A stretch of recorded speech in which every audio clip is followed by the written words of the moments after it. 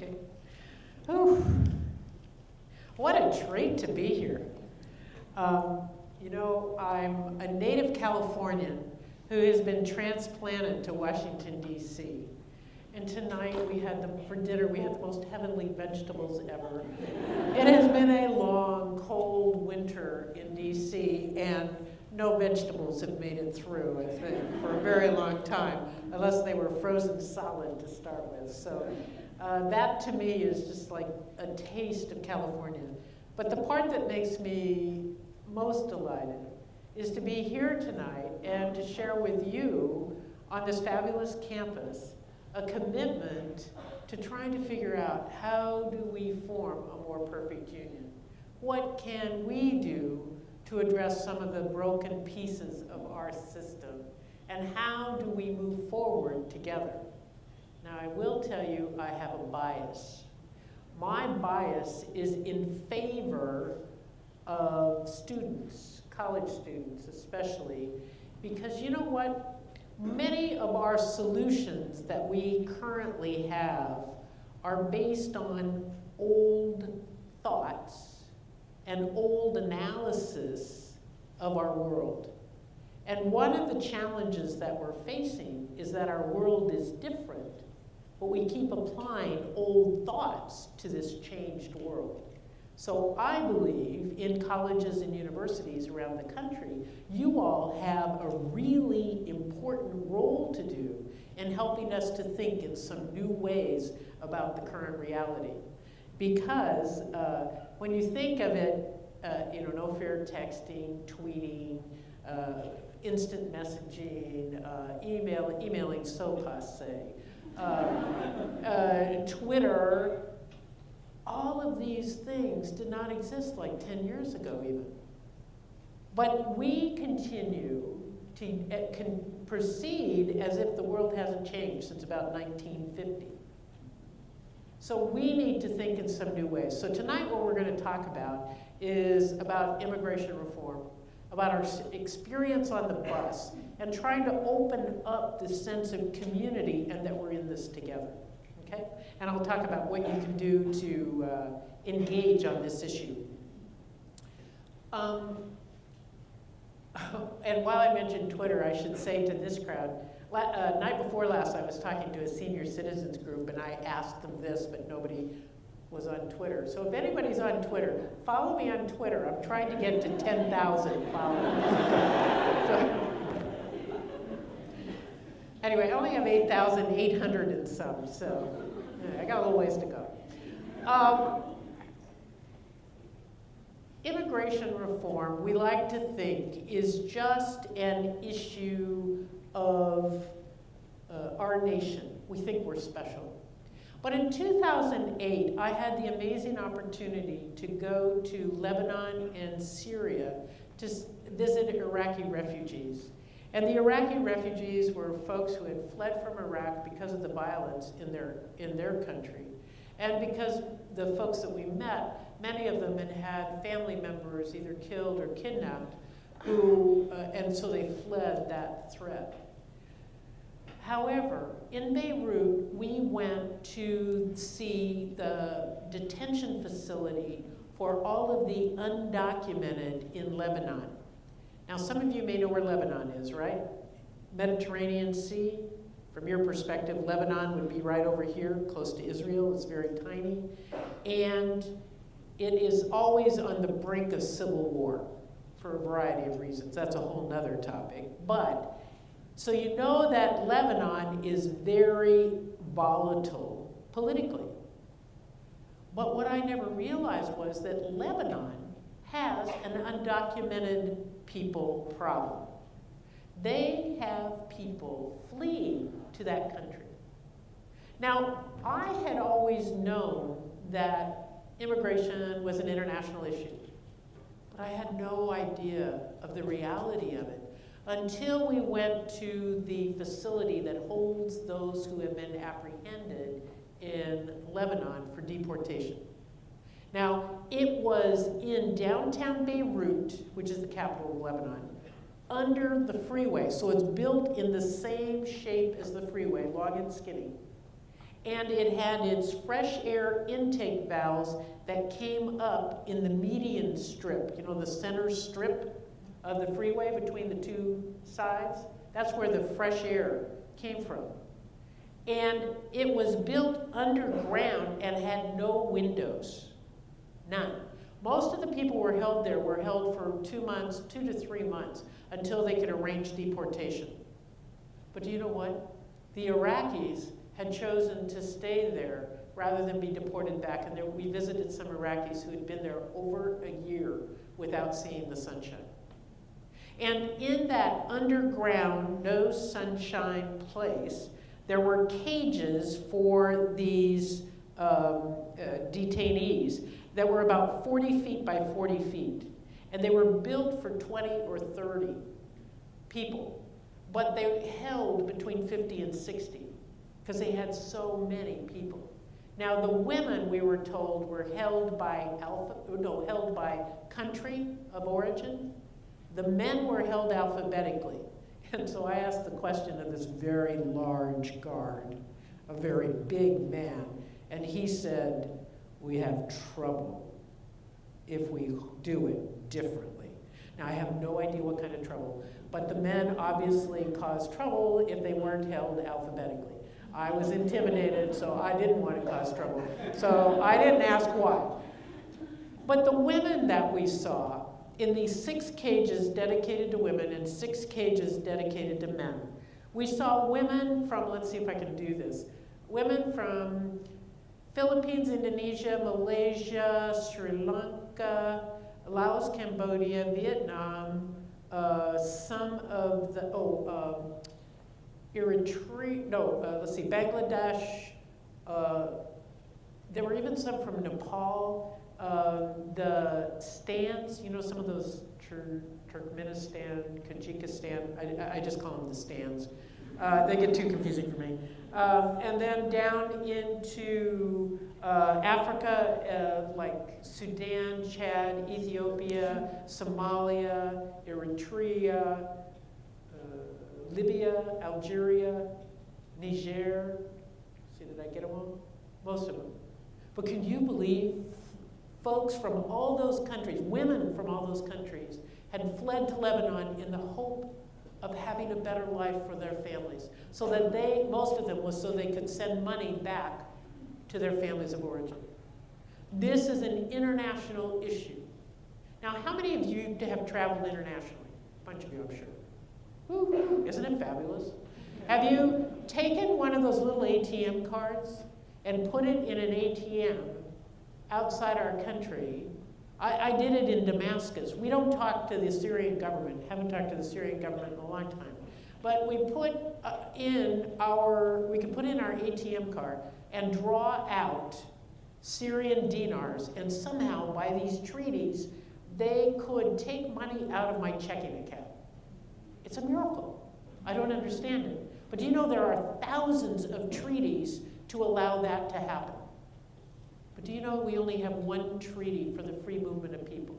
And that is the covenant that creates the UNHCR, the UN Commission on, the High Commissioner on Refugees. We have no international law for the free movement of people. And what we know from free market analysis, any business majors in here? Some business folks? Okay, you know business is all about labor and capital, right? And we need capital to help get business going, and then we need labor to carry it out, and it requires both the free movement of labor and capital. We have a lot of treaties and agreements for the free movement of capital, but hardly any, only one for the free movement of labor. We have an immigration problem because people move to where there's work. Now, the other thing that I discovered, both in Mexico and in Lebanon, is that one of the reasons for the free movement of people is that we have global television.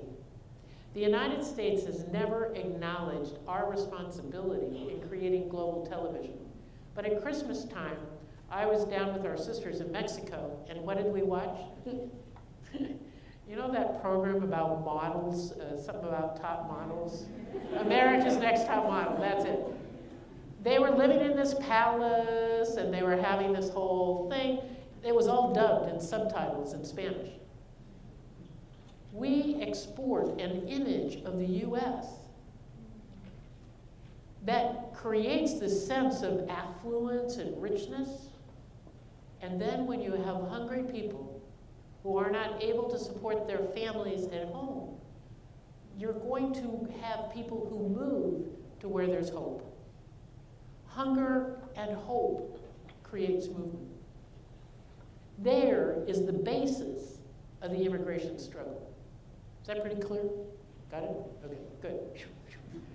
Now, I have a poem. I write poetry. I have a poem from being in the Beirut detention facility that I wanted to share, because this is the challenge. And it's called Small Change. Dropped from the counter of globalization in the midst of economic transactions, these human coins, illegal tender, get swept up into the dustpan of national identity and border security. These small coins of labor fall through the cracks of caring, ending up in dank, dark pens, smaller than pennies in the global wealth, taken as too small to matter, mere annoyances or possible threat to a sovereign nation.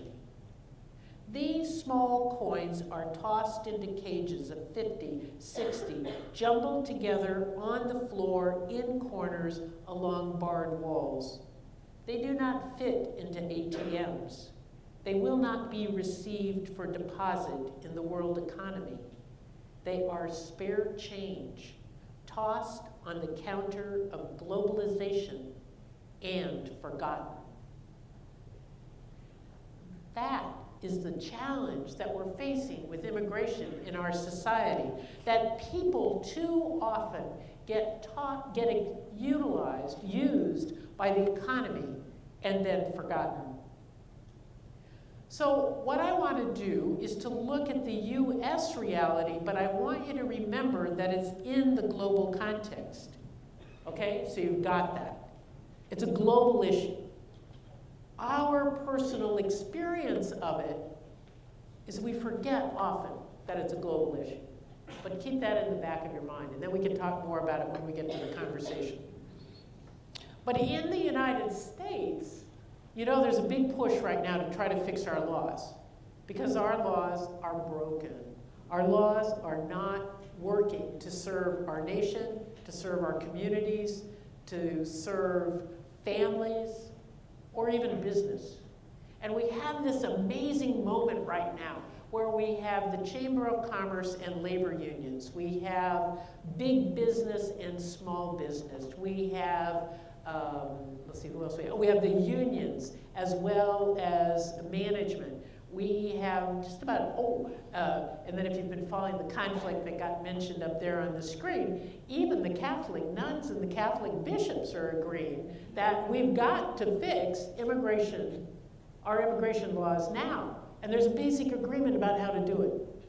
Right now in the House of Representatives, though, we have 32 Tea Party people that are holding it up. So we'll do more about that later. But just so you know, change is possible and required.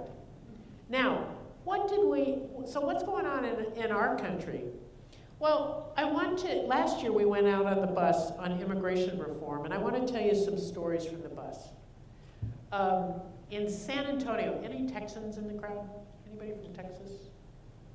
Oh, brave woman. All right, raise your hand. Okay. Excellent, excellent. We were in San Antonio, Texas, the great state of Texas. It's really big. It's even bigger than California, I discovered. It took us forever to get through Texas on the bus. But in San Antonio, I don't know whose bright idea it was, but it was June. It was hot. I think they told me it was 108. And someone had decided to have an outdoor press conference. They had gotten tents for the people who came to see us, so they were protected with this roof over their heads. But those of us that were speaking were standing in the sun. Then they went to get rain umbrellas to kind of protect us. That was pretty sweet.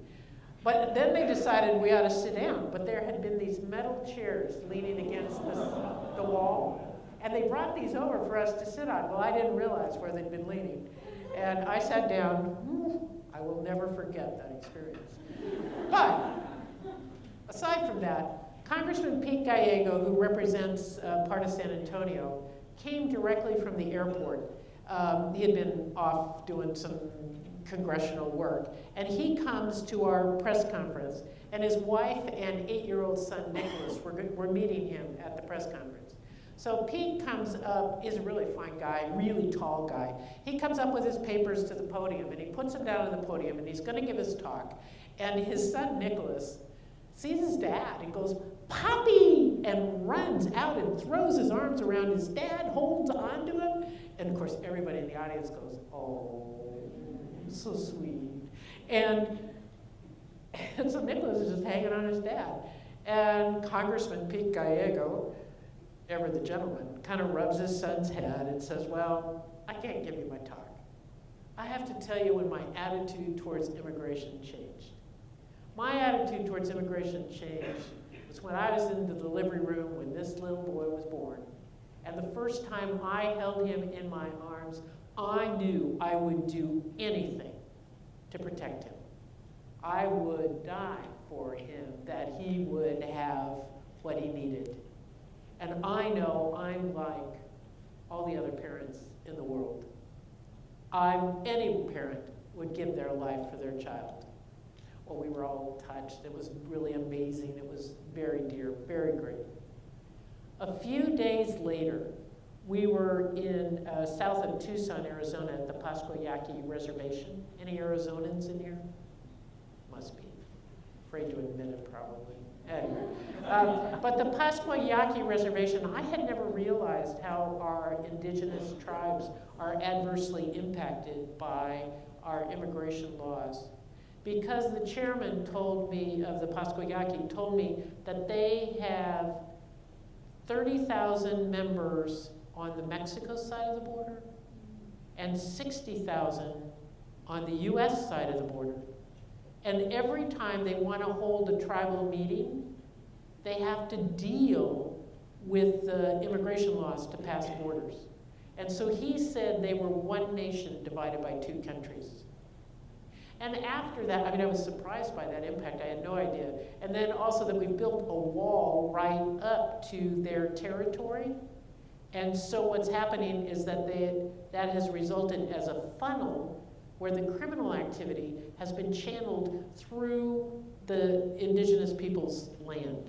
And for the first time, people are having to be afraid on tribal land because people are being hijacked, cars are being stolen, gun running is going on, and people are frightened. They had never had to be afraid in their own land, but now they are. And then the chairman told me afterwards that he had found the body of a woman who was attempting to cross the desert. He had found her body under a big bush near his home.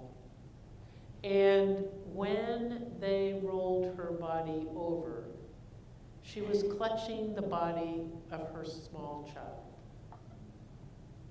And I realized he didn't know the story of Congressman Gallego, but that woman had the same hope for her child, the same commitment to her child that Congressman Gallego had had for Nicholas.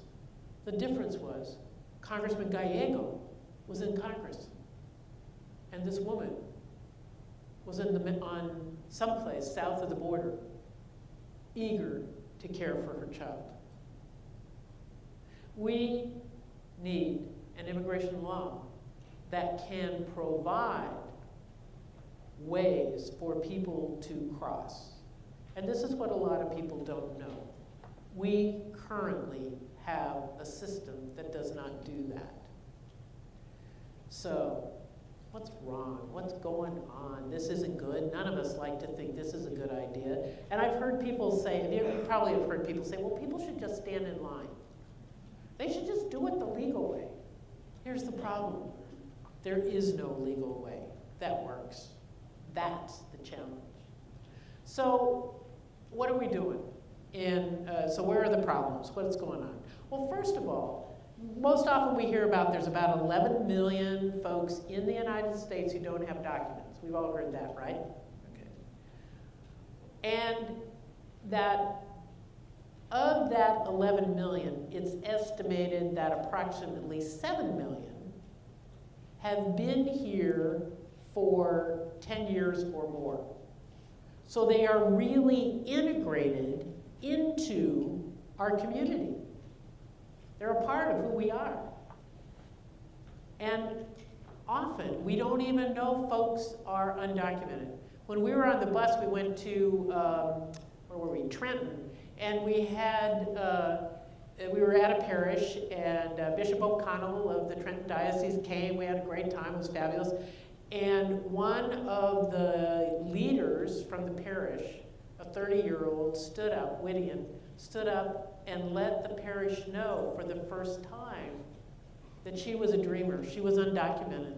And she had just gotten her DACA papers. No one in the parish knew that until that night. But she had just gotten her papers that protected her. So you can't tell who has papers and who does not. The fact is we're community and we're in this together. So most of the 11 million are part of who we are. Additionally, most of the 11 million that have come to work because of the economy. And I know a bunch of you have connections with, or some of you have connections with Mexico. Most of our sisters, we have sisters in Mexico, and most of our sisters in Mexico have somebody working in the States and working without papers. But it's because of our trade policy that has undermined the Mexican economy. And so people have come here to work. It's a challenge.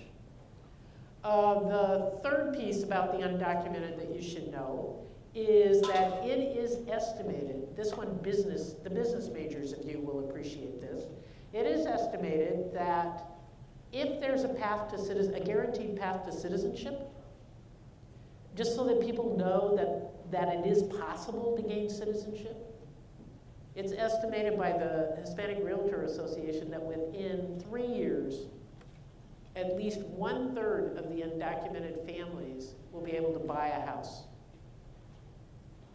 Why? Because they're hardworking, because they have papers, because they are well established in the community. And a bunch of us know that the housing market has been a problem, and having some new people with the capacity to buy houses would be a good idea in a lot of places. Okay, so we've got the undocumented. Let's see, did I do all of that? Oh, no, I gotta tell you a couple more stories. On the bus, when we were in, where were we? Savannah, Georgia. We were in Savannah, Georgia, and we met Ida. Ida was a 17-year-old, and she was a dreamer. Y'all know dreamers, right? Okay, they came here as young kids, brought by their parents, and then they get, the president has given them a special deferral of deportation so that they can get a work permit and a driver's license. It's huge. And in Georgia, there's really a bad law, or repressive laws against immigrants. So Ida was 17, and she had gotten her DACA papers. She was so excited, and she'd gotten her driver's license. This 17-year-old was driving her parents everywhere. And because she was afraid they'd get picked up by the police and deported. And so Ida says to her parents, well, now, after work, wait here until I pick you up. Don't go off with anyone else. Call me if you're going off with anyone else. But I'm going to come and pick you up no matter what. So wait here for me. Now, I don't know about you young folks, but my parents told me things like that when I was 17. I wasn't telling them things like that. But Ida was so terrified that she was afraid that something would happen to her parents. And then we met Jackie in Phoenix, where we were lobbying Senator Flake's office, and she also had gotten her DACA papers. And you know what she was afraid of? She was afraid that she was not raising her U.S. citizen siblings. She had 11-year-old twin sisters. She was afraid she wasn't raising her sisters well enough because both of her parents had been deported. And so every Sunday they had a phone call. Jackie had a phone call with her parents to get advice on how to care for her 11-year-old sisters. That's not right. That's not the way forward. That's not who we are as a nation. We can fix these things. And so there's a basic agreement in Congress that what we should do is have a process by which all undocumented can register. Those without criminal records could be processed into a temporary status that would eventually lead to permanent residence and eventually to citizenship. The proposal that was passed by the Senate would take 13 years to get to permanent residence, another 5 years to get to citizenship. It's a long time. It would be 18 years before they got to citizenship. That'd be the fastest way. But it's a step forward. It is a step forward. Now, so we got the undocumented. Another problem is that currently we have a law that is based on the 1917 realities. Okay, the first immigration law with numbers was in 1917. Well, lots happened since then, did you notice? I mean, you know, things like travel, things like the economy, things like the internet, things like, electricity. A lot's happened. So what we need to do is fix the long line that is waiting. Do you know, if you applied, if you're if you are a brother or sister of a Filipino or a Filipina who's become a U.S. citizen, and your citizen sibling is petitioning for you to come to the States, you have to wait at least 18 years for your number to come up. And during that time, while you have a petition pending, you cannot enter the U.S. because they think you'll stay over your visa.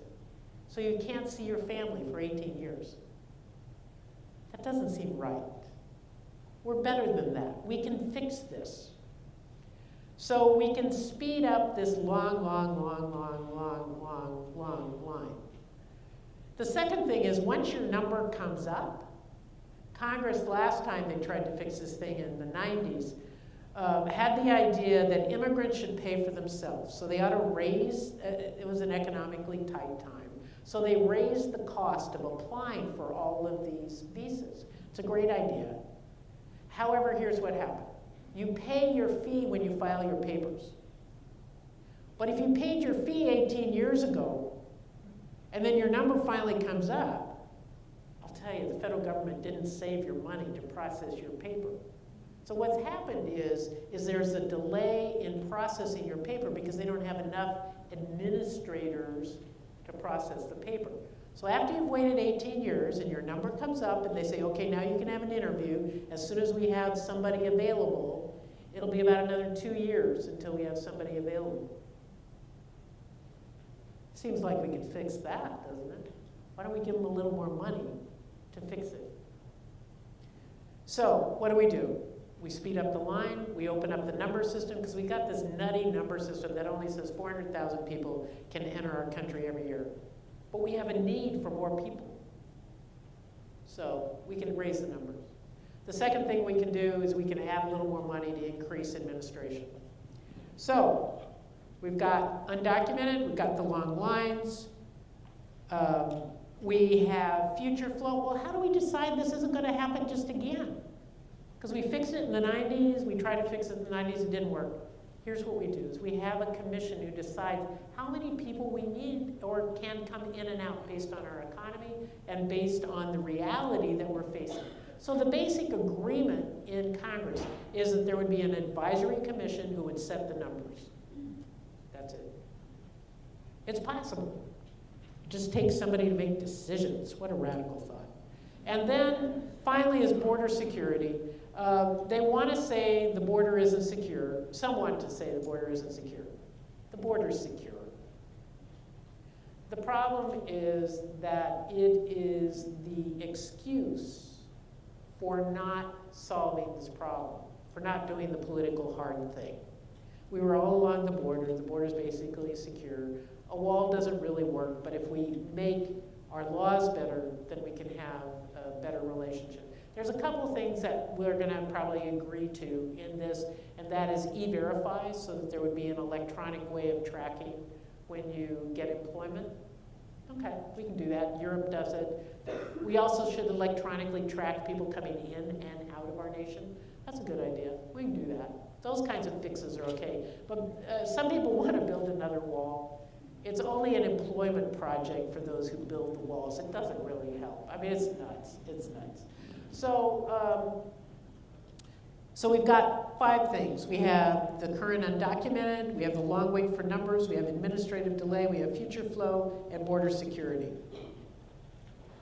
Basically, Congress is agreeing to all of those. Republicans and Democrats have worked out an agreement on this. Here's the trouble. Speaker John Boehner is scared that he's going to lose his job as Speaker. Because he's scared, because he's got 32 members of the Tea Party who don't want immigration talked about. You know, there are 365 members of Congress, but 32 of them are holding this thing up. 32. So, what are we doing? Here's what we're doing. We're not stalking them or anything. What we're doing is our organization, Network, if you go on Network Lobby, follow me on Twitter, go on networklobby.org, is for Lent. We created this calendar for Lent, and we have the pictures of various people, members of Congress, that need to be encouraged. They're not all Tea Party folks. I mean, they're Democrat, a couple of Democrats, mostly Republicans. And what we have here is, you can get it on our website, but we have a phone number under their name. So what we're asking everybody during Lent, as your Lenten project, is to pray for the Congress member, that they will have their hearts open to the needs of our country and to the needs of immigrants. And then after you've prayed for them, then you call them. And you say, hi, I'm so-and-so, I'm from St. Mary's, Moraga, and I want the congressperson to know that I have prayed for them today, that they'll be open to the needs of immigrants, and we're asking that they go tell Speaker Boehner to bring a bill up for a vote. Isn't that cool? Faith in action. Do it with a compassionate heart. Do not call them up and tell them idiots or call them names or anything like that. All you do is you say, we the people are better than this. We've got to fix a broken system. Let your hearts be broken, open. That's where faith comes in.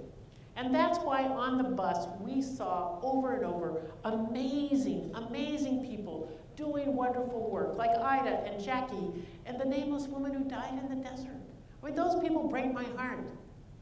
But you know what? Breaking a heart is really important because it breaks it open to bring in the needs of others. And this is what Jesus teaches us in the scriptures over and over. Jesus walks towards trouble. Jesus touches pain. Jesus heals, but he heals mostly by touching the pain of real life people. Jesus didn't talk about a lot of theories. Jesus didn't say, oh yes, it's very important that we all form community and that we have nice evening conversations. He just did it. He just did it. So what we're trying to do as a faith group is to say we hold each other in prayer because it keeps our hearts soft and non-judgmental. It opens us up to making a difference. And then with broken hearts, then you have room for everybody. Everybody fits in your heart. That's the key for moving forward. And I know here in your tradition, which is fabulous, head, heart, and hands, I mean, how perfect is that? Immigration reform needs all 3, and we need to act on it now. And we need to act on it now because here's the secret. We have a very narrow window to get it done in this Congress. Very narrow window. There's going to be a push at the end of this month to get Speaker Boehner to bring this up for a vote. So you can be part of helping to create this momentum. And we are hoping, we're planning, we're working, so that by calling Congress the way we're trying to do this, we're going to be part of a national movement to create the opportunity right after Easter, when they return from the Easter recess, to bring it up for a vote. If we get it done by the end of April, first week of May, we can get it done this session of Congress. But I have to tell you, if we don't get it done by then, it doesn't look good for this session, and we'll have to start over next year. We have a narrow window. We need your help. Join us at networklobby.org. Call, pray, and call, please. Now, I want to end this section with what I think are, oh wait a minute, I have one more thing I'm supposed to tell you about. This is the part I'm not as good about. The other piece that we're working on is we're trying to build community, because this idea of the broken heart and being connected is what this is about. And you all are community here, but we need to reach out beyond your college, university community to bring others in, is that I have a book coming out. And on April 15th, which is tax day, you probably know. But what we're doing is we're going to use the book to tell stories. Because it's my story, it's a memoir. But what it is, it's trying to encourage everybody to tell your story about how you care about faith and action. This is my story, but we have a study guide that says, gives you questions, things to think about. How did you come to care about faith and action? And where might you be going with it? So anyway, so my book. And it has 14 of my poems in it, so buy it for the poetry. I'm embarrassed about the memoir, but I think it'll be helpful. My Lenten project, besides giving up spider solitaire, is to talk positively about the book without being embarrassed. So hopefully I did all right on that one. But I want to end with what I think is the challenge. You know, we're a nation of immigrants. We're a nation of immigrants, and we like to pretend that we who got here first are the only ones that belong. And the fact is, we need immigrants to keep our creativity going. We need immigrants to keep us young. We need immigrants to stir us up and let us think in new ways. And you're doing some fabulous work here at St. Mary's to bridge cultural differences and to make a real impact and form adults and participant citizens for the future. It's so important, but we've got choices to make. We have choices. And so this is a closing poem, is called Cultural Snag. It's about these choices. It goes like this. The Mexican claret shawl drapes in informal elegance across my Anglo shoulders. I lean into the thin warmth, sheltering from the drizzle, the breeze. The hugging textured center of this native cotton cloth solidly claims my back, arms, wraps round me. But I confess, I detest the fringe. I loathe the interfering fringe that catches on doorknobs, chair backs, rings, keys, a wide variety of protruding parts of my jagged, speeding world. The pesky fringe jolts me in mid-certain stride or dramatic gesture and snags the disquieting wonder, should this fluid disturbance to my warm comfort be tolerated or snipped? That's the question. Thank you very much.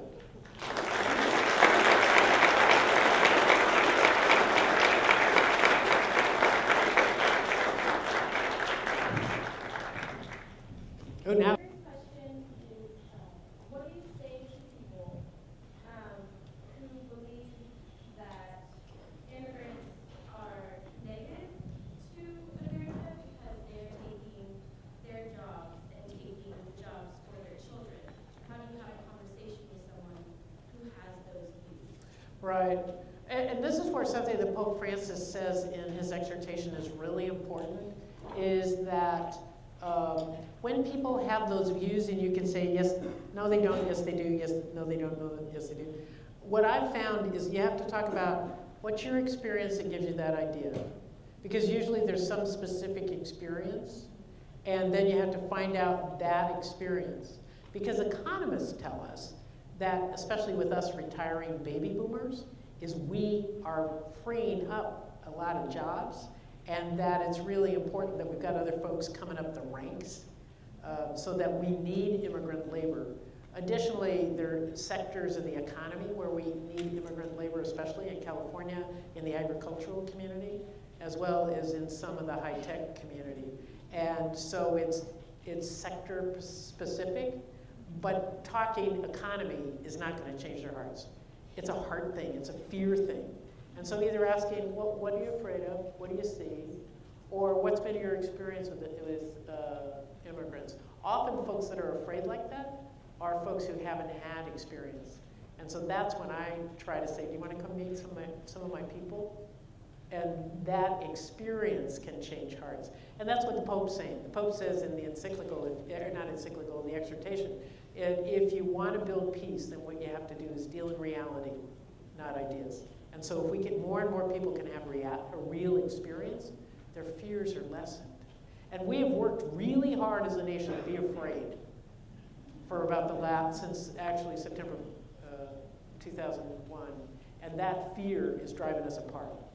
And the economy, the economic crash, also enhanced those fears. And so what we have to do is build up community. I'll stand with you. It'll be okay. It'll be good. Good question. I also was wondering, do you actually want us to call Congress? Yes. Yeah. Do you have the phone number? Yeah, the phone numbers are right here on our thing. Go online. I go online, get it. It's under our, I think it's called Lenten Immigration Action or Immigration Action for Lent. And it comes up as a PDF, and you can use it or go, print it out. And the numbers are right there. It goes right to the offices. It's cool. And the nice thing about cell phones, which didn't used to be true when you just had a landline, is you get free long distance. I mean, who even cares about long distance anymore? So anyway, yeah, I want you to do it. We can do this. And then what do we say? Oh, then what do you say? Hi. Okay, like I would say, if I went to school here, I'd say, hi, I'm Sister Simone Campbell. I go to school at St. Mary's, Moraga, and I'm really worried about immigration reform. I want you to know that at our Catholic college, I've been praying I prayed for the congressperson today, and we really want him or her, whoever you're calling about, to tell Speaker Boehner to bring up immigration reform. Our nation needs it. Everybody's agreed that the system is broken. Our nation needs it. We need him to be a missionary to tell Speaker Boehner to do it. Thank you. I really appreciate that. Could you pass that message along? And you're probably talking to somebody about your age, because those are the kinds of folks that answer the phone. So don't feel like you're talking to some high poobah. So just relax. Just relax. They have the interns answer the phone. So you can talk secret code language if you have to. It'll be fine. But call them. Seriously, call them. You can do it. Thank you. Glad you asked me if I was being real. Yeah, it's true.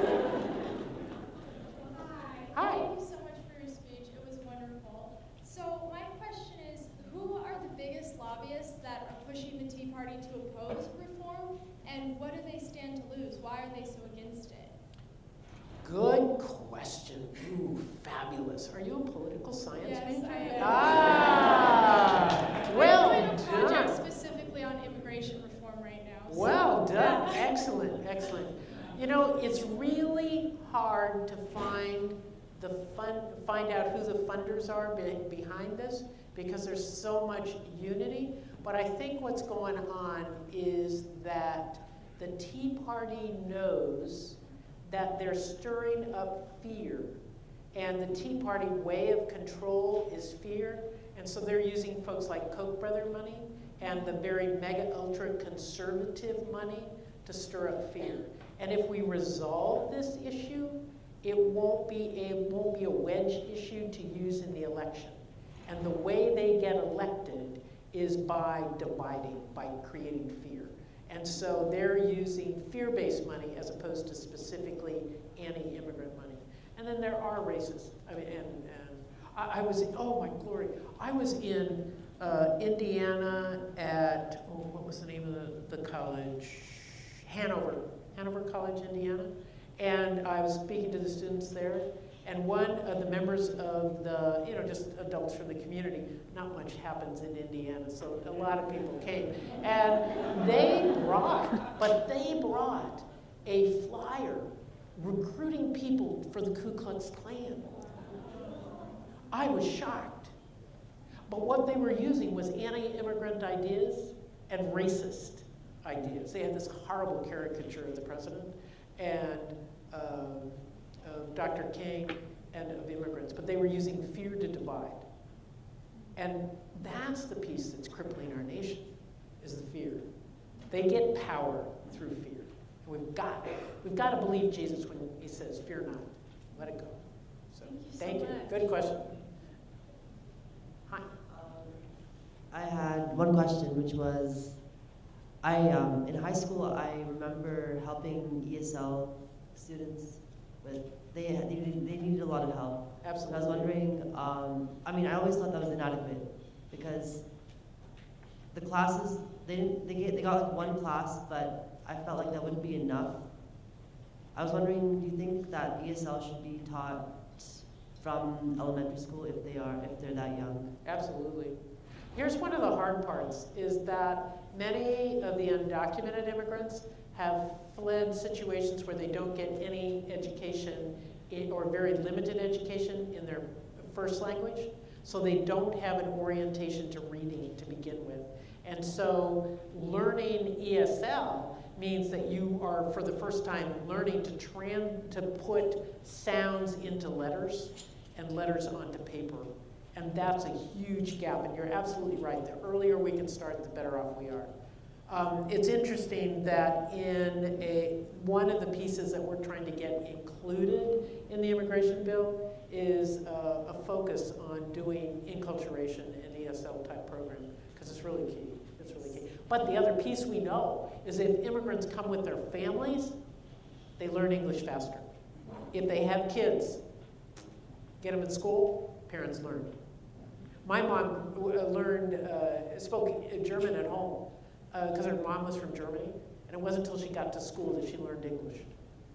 But because she learned English, her mom learned English. It gets people involved. Good question. Thank you. Hello. Hi. Can you hear me? Yeah. Especially if you speak up. I just wanted to let you know you're my new role model. Oh, thank you. You're so sweet.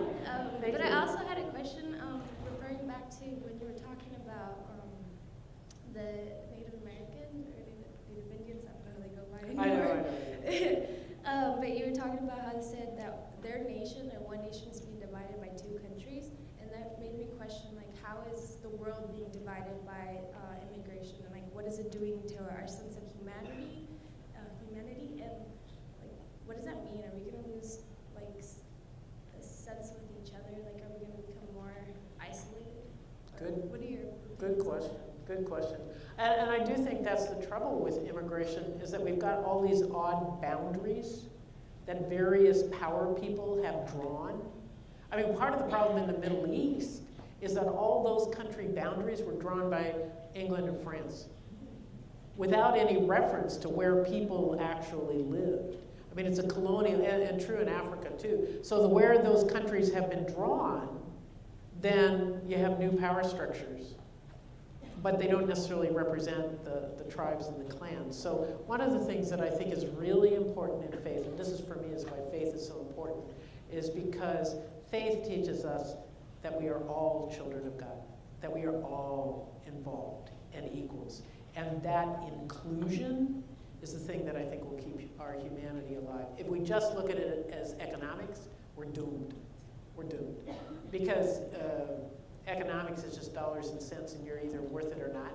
But the fact is, what we're taught, what we know in faith, what Jesus says is, come to me, all you who labor and are heavy burdened. Come everybody.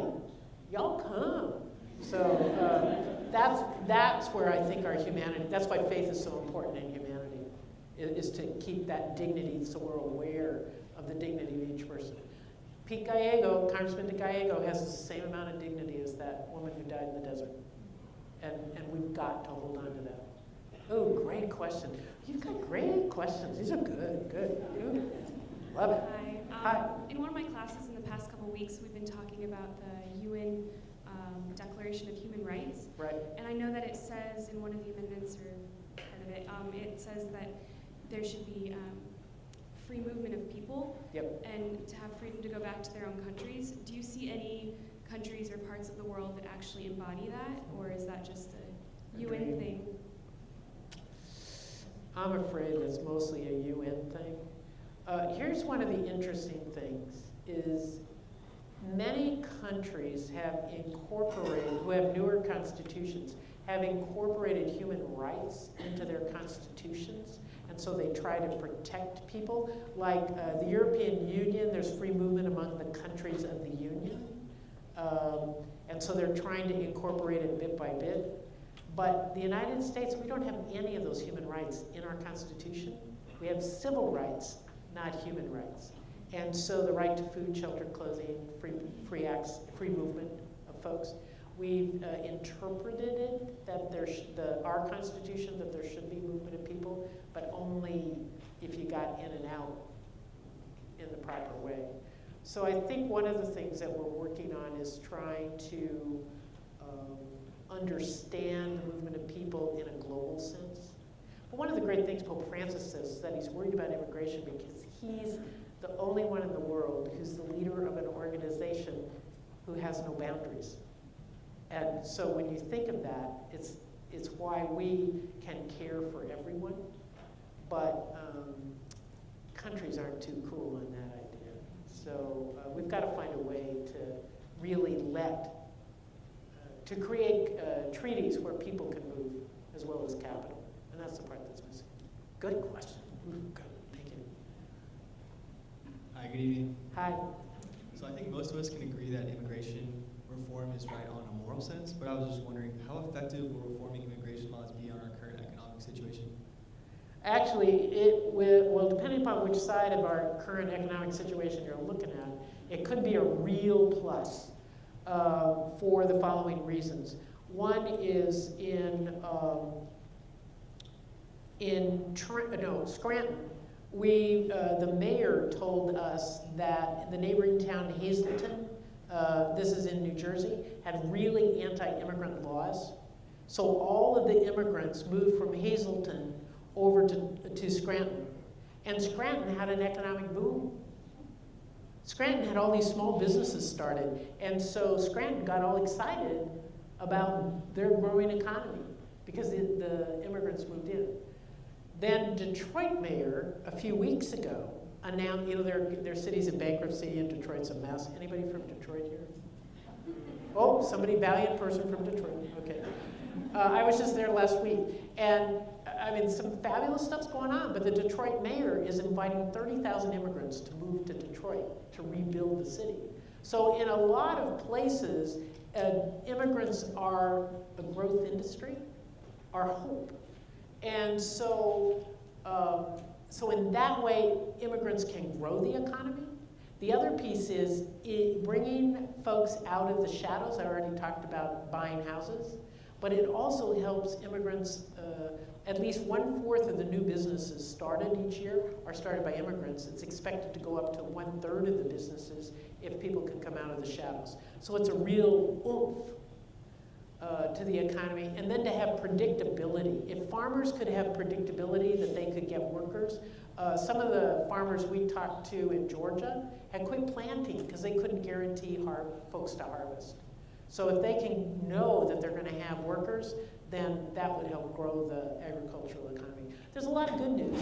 And then there's probably some ways in which some people could be dislocated. That is possible. I don't want to deny that. But the bulk of the studies indicate it's good news. Good Thank you. question. Oof. All right. This is Stump the Speaker. So mine kind of came up with Riley, and it has to do with our population and the limited resources in our country, so like the food industry and gas and coal. And so how would that relate with immigration? I'm not quite understanding. I got distracted. So as our population grows, there's Yeah. more of a strain on our limited resources. And so has that come up before? Sustainability. Yeah. Sustainability issues. Actually, one of the things that immigrants from less affluent countries have a tendency to be less wasteful than those of us who've grown up here, and so are more aware of conserving and more oriented towards saving. actually physically saving money, but also investing for their future. And one of the things that's challenging for those of us that have grown up in the richest nation on earth is we take a lot for granted. And having a culture that doesn't save is a problem. So we need to learn from immigrants, actually, and be a bit more careful. And it's interesting, those who leave home are the most risk takers. And that being risk takers, then they'll be adventurers, willing to try things, make something happen. So that's how we built the nation, is that we sort of sucked all the risk takers out of other countries. But I think that reality then keeps us alive and engaged. And while yes, more people would make our carbon footprint maybe a little bigger, I think they also bring the smarts to how do we change it. How do we go solar? How do we use alternatives? How do we conserve? How do we use mass transit? How do we do a bunch of other things? Good question. Thank you. You're right, sister. My mother used to say, es pecado desperdiciar comida. It's a sin to waste food. Amen. Sister, I wanted to ask you that when I watch the Spanish news, they blame Obama for the deportation. I know. Where does Obama stand on that? Good question. Good question. Obama and the deportations. Okay, can you believe this? I had a meeting with the president in the Oval Office by myself for 10 minutes because the president wanted to tell me he was 100% for comprehensive immigration reform that was bipartisan. And he wanted to make sure as we traveled around the country that I could let people know that. Here's the horrible truth about the deportations. When President Obama was then Senator Obama in 2007, and we were working on immigration reform then with Senators Kennedy and McCain, the immigration bill fell apart because the Bush administration was not then enforcing the law. The Bush administration was not deporting much of anybody. And so what happened was, the big critique was, well, you're not enforcing the laws, so why should we pass any new laws? So President Obama knew that in order to get the laws changed, unfortunately, we've got to enforce the bad laws we currently have, so that the pain of the bad laws shows up, and we, the people, call Congress all of Lent and say, I have this analysis when I get really frustrated at work. I say, I'm getting to my analysis of, do it, damn it. And that's the point we're getting to. So the fact is, deportations will continue. It's macro politics. It's macro politics to keep the pressure on Congress. Because if the pressure is taken off Congress, it won't get fixed. They'll have a way out. They'll blame the president. But the fact is, it's up to Congress to fix this now. So unfortunately, people are suffering terribly. So the sooner we can fix it, the sooner we can stop the deportations. So the Spanish language press is doing a very important job of lifting up the pain that's experienced, but they're sort of targeting the wrong folks. We've got to shift that target. So in a nonviolent way, we have to shift the target so that Congress bears the brunt of it. Because it's Congress that's holding up the wheels. It's 32 Tea Party people. Because we've got the votes. That's the thing that's so maddening, is the votes are in Congress right now to get this thing out. Said she with passion. Yeah, got another question? Yep, sorry. That's all right. Okay, so just to have kind of going back to my first question, to have the ability to have a full conversation with someone who is against the immigration, why don't we have a law to provide people to cross? You've talked about the positive effects, but why do people in charge fear immigration, and what are the negative effects, if there are any? Well, I think the biggest negative right now is, I've already talked about the fear factor. But the other piece is undocumented people are being exploited. And so some people are gaining on the backs of undocumented because undocumented people can't report wage theft, which is fairly rampant. Interfaith Worker Justice has done a whole study on wage theft for undocumented workers. It's pretty high, where you work all week and then don't get paid. or you only get paid a part. Or they say, oh, we're going to pay you later after you've worked a few more hours, and then they terminate you before you work those few more hours. So there's a lot of wage stuff going on. So folks who have exploited undocumented would suffer consequences. The other folks that would suffer some consequences are, and this is really crass, is that a bunch of police departments have made money by detaining undocumented people because they get money from the federal government for trying to enforce federal immigration laws in some jurisdictions. So it's been a way of making money. And then the third group that could suffer are the private prisons. Private prisons who have a for-profit strategy of detaining more undocumented people, sign contracts with the federal government as well as with state governments, and they also detain some criminals in these private prisons. But their business plan is to increase incarceration. So governments sign contracts that guarantee 90% occupancy. And so the government has to pay at a 90% occupancy rate, whether it's 90% full or not. And so if the amount of detainees is reduced, then they're going to lose money after those contracts expire. That is a business that I would like to see put out of business. I think it's wrong that any for-profit company is making money by detaining people. That just seems wrong to me, but they would lose. There's probably some other people, but I don't know. They're my favorite ones that I love. With a compassionate heart, always welcoming as a person of faith. Okay. Yes? Hi, thank you for coming tonight. Thank you. I have a question. What do you think of the immigration reform in Arizona, SB 1070, on stopping individuals based on like a reasonable suspicion, and both Jan Brewer and Joe Arpaio's like role in that? Okay, didn't Jan Brewer? Both Jan Brewer, I think it's her name, Yeah, Jan. yeah, governor. Governor, yeah. And Joe Arpaio, the sheriff, who is Oh, in charge of the Arpaio. prisons. Oh, Yeah. that's nuts. All right, he's nuts. She actually is a politician. Most of 1070, the worst parts of 1070 were struck down, praise God, by a sane court. But, you know, this idea that we have to be afraid of each other, that we should divide each other because our skins are slightly different colors, is nuts. It's not who we are. And the thing that drives me most nuts is that good Christian people are some of the most racist and bigoted people I've ever met in my life.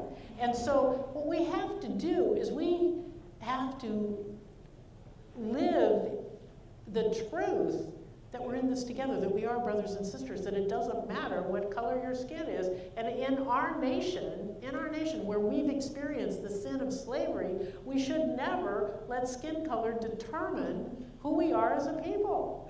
I mean, we're better than that. On the bus in Charleston, South Carolina, we marched, we gathered this beautiful UCC church in the round. It was this exquisite night. We all gathered and all this, and then we had a candlelight procession down to the Slave Market Museum, where we acknowledged that not everyone came here voluntarily. I mean, people were brought here as slaves against their will.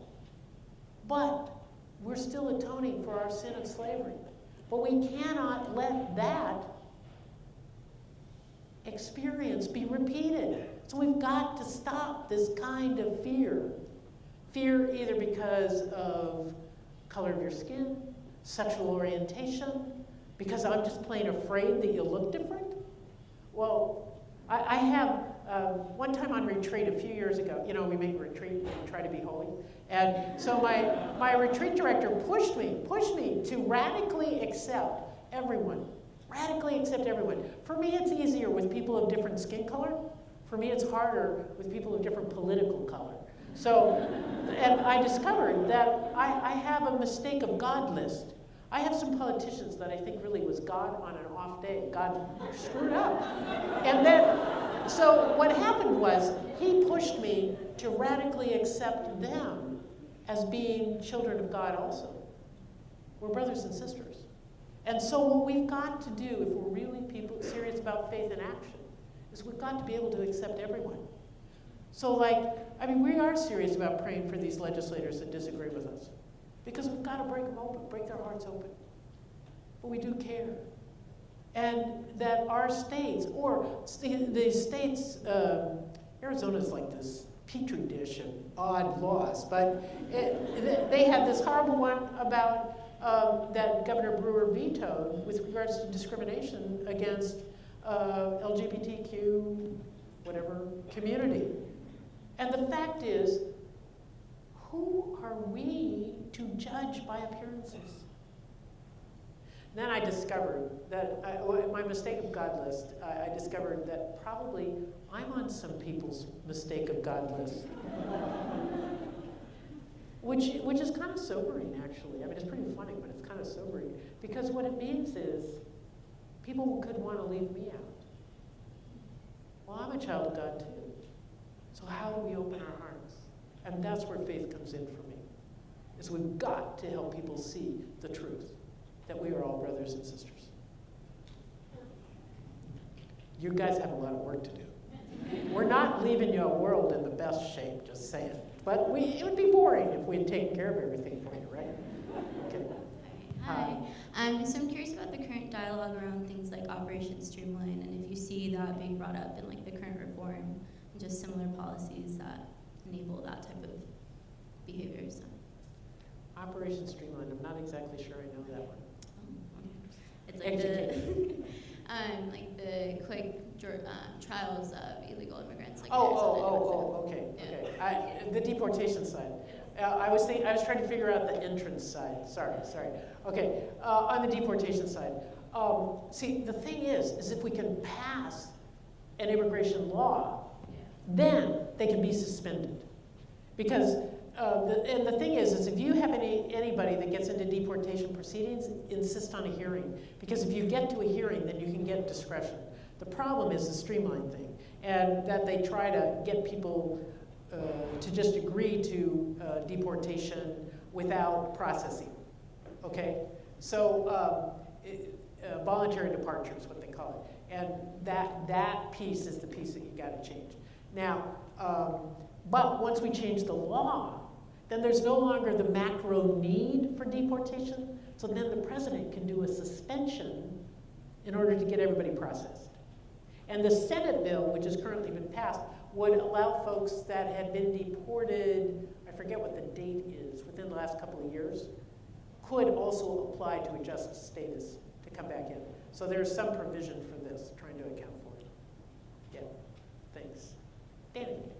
Some people I met earlier. Yes. Thank you for having dinner with me, first of all. Oh, that was very nice. Yes. It was a hot day. And so my question involves like the organizing piece of your work. Yep.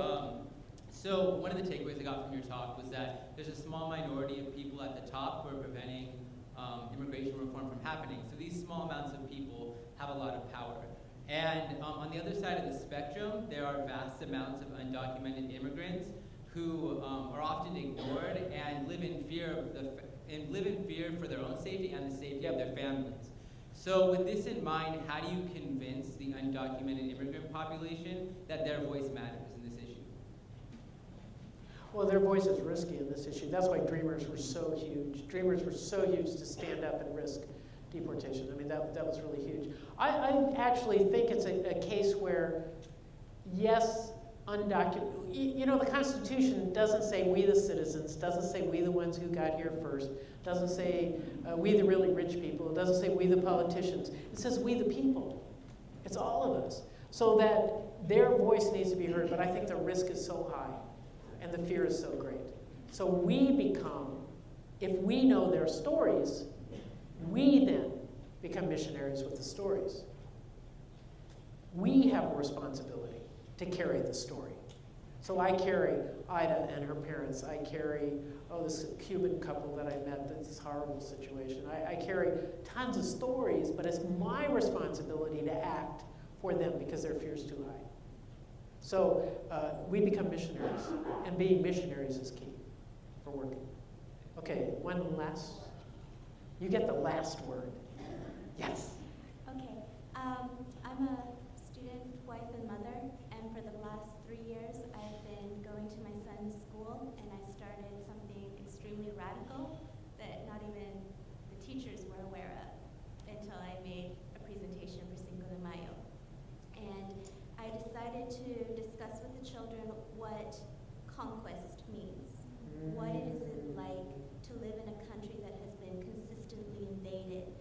to develop a culture as a result of all these invading countries. Wow. I did a reenactment, the children, by having the children visualize what it is like. What age group? 5 and 6 year olds. And I had them envision what it would be like to have the kindergarten classroom next door come to their classroom, change their routine, have complete control of their supplies, and be in control of them. Whoa. It was an amazing experience. I can to have imagine. children Wow. be very open-minded to the idea of sharing Yeah. and not realizing they were being exploited until it was an absolute extreme. Yeah. Over the last 2 years, I've been slowly changing this topic and trying to integrate new ideas in terms of social justice that are applicable at their level that they don't realize carries forth into the current political issues that we have today and are dealing with as adults in terms of bullying, genocide, and immigration reform. I think is going to be my next topic. Now he's going to be in first grade, so I'm going to be dealing with some 6 and 7 year olds, but I've been asked to come back and do kindergarten plus at a different school. How cool. What would you suggest? Do you have any ideas about what would be a really good key point to kind of share or really bring home to the children about immigration reform? I'm only a lawyer, I don't know. I really like the idea of what you said that, who am I to judge based on the color of my skin? We all have the right to freedom. Right, right.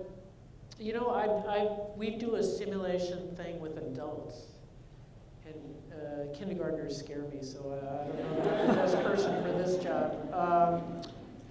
We do a simulation for adults where we get folks taking all the different roles. We have 25 roles that people take so that you take a position not your own and then have a conversation. I'm the wrong one to ask for this. I'm really awed and impressed with what you've been able to do and trust your creativity. What I would advise is meditation so that you'll be inspired. Oh my gosh, you got enough creativity going there now. Thank you. Thank you. Whoa, that's impressive.